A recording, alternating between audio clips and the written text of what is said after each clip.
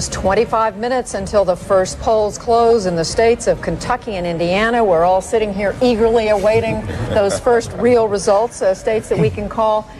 Bill Schneider, we just heard Kwesi Mfume, the head of the NAACP, say, you all have been talking about likely voters all along. We've been targeting the unlikely voters. Who are these people, and why haven't we been talking about them? Who are these Well, if they're unlikely to vote, we usually say we're not going to be real interested in what they have to say because they're unlikely to vote. But that's what both sides are doing. The gun owners and the National Rifle Association, the Christian Coalition, the NAACP, the unions, they're looking for people who you really can't rely on to vote. If this election is flooded with unlikely voters, people who rarely vote, then all bets are off, and all those polls could be very misleading, and pollsters are going to have a lot of explaining to do.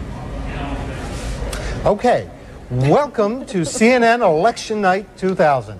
I will be your guide. Now, here are the stories we will be reporting hour by hour as the night goes on. 6 p.m. Eastern. The first polls close in Indiana and Kentucky. 20 electoral votes at stake. Keep an eye on Kentucky. It's voted for the winner in every election since 1964. In the 7 p.m. Eastern hour, polls close in 9 more states: Florida, Georgia, New Hampshire, South Carolina, Vermont, Virginia, North Carolina, Ohio, and West Virginia. Total, 106 electoral votes. The big prize, Florida, with 25 electoral votes. Florida also has an important Senate race where the GOP candidate, Representative Bill McCollum, was one of the House impeachment managers. We'll see if there's any lingering residue of the impeachment controversy. Another big Senate race is in Virginia, where Charles Robb is the most vulnerable Democrat running for re-election this year. Ohio is crucial for Bush. No Republican has ever been elected president without carrying Ohio, a state that went for Clinton twice. The 8 o'clock hour could be the deciding point in the election. Polls close in 17 states and the District of Columbia. 208 electoral votes. 3 crucial battleground states. Michigan, will unions deliver for Gore?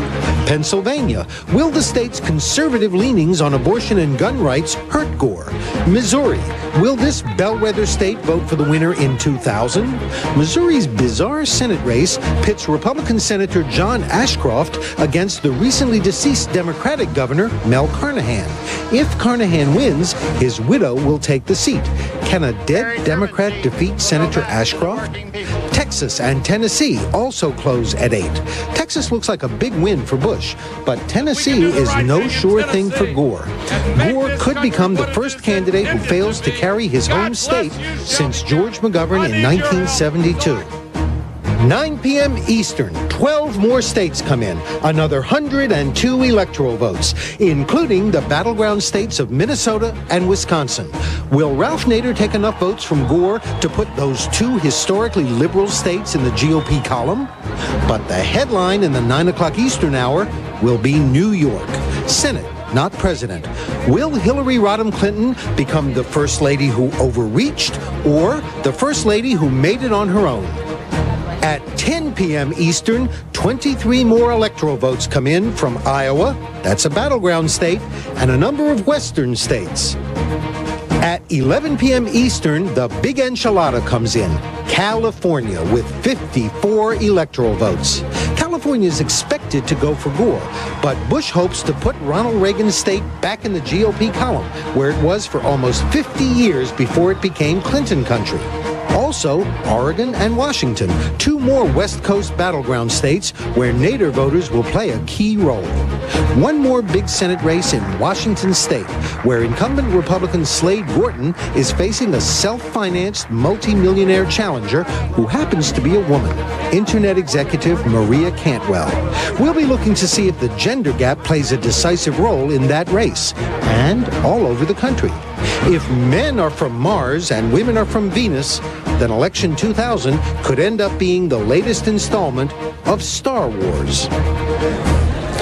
Now, by 12 midnight Eastern time, only Alaska is left with 3 electoral votes. You know, it's kind of chilly up there in November, but not to worry, because if this race is as close as it looks right now, at the midnight hour, we may still be counting ballots in Florida. But we're always happy to think about Alaska while we're doing it. All right, Jeff Greenfield, we've heard Bill Schneider's election guide, if you will, and you've been thinking about what the keys are to this election. Yeah, we're going to try to answer some questions tonight, not just about where the votes came from, but maybe why. We call them the 7 keys to the presidency, and we'll be revisiting them throughout the night. First, big government. As you heard Pat Robertson say, the Republicans are trying to make an issue that Al Gore is the big government man. Al Gore is trying to argue that George Bush would undermine popular government programs like Social Security and Medicare. We're going to try to figure out where the voters were on that. 2, the gender gap. Now, men always vote more Republican than women. The question is, which candidate keeps the gender gap narrow on his side and widens it on the other? If women vote for Bush more than they normally do in in Republican areas, Bush has a very good night ahead of him. 3, the social issues.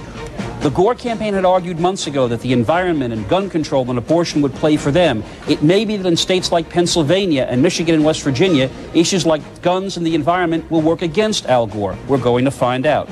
4, was it the economy, stupid? You already heard Bill Schneider explain that the public seems to like the economy, but may also be worried about non-economic issues.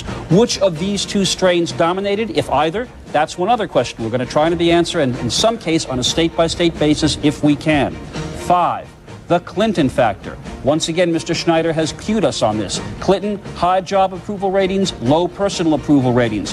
Were the voters looking for a change, or were they looking to keep the Clinton administration philosophy going? 6, the Nader factor.